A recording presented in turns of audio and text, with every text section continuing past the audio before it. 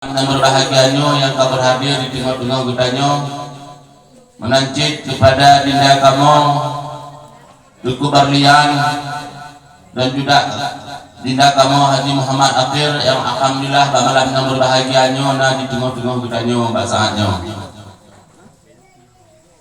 Dan hendak dua cip azim kamu yang sangat kamu muliakan kepada seluruh gure-gure undangan yang kabar hadir pak malam yang berbahagianyo, baik kaum mak maupun kaum ayah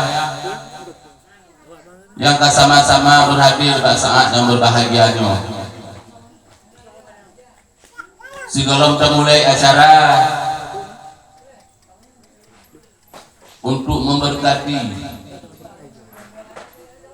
acara baik pak malam yang berbahagianyo dan selanjutnya seterusnya singau dan melaki Allah bu yang hajatnya akan dilaksanakan oleh ahli bait baiknya rintangan dan hambatan segala sesuatu hendak lagi berjalan sebaik-baiknya sebagaimana yang diharapkan oleh Godang.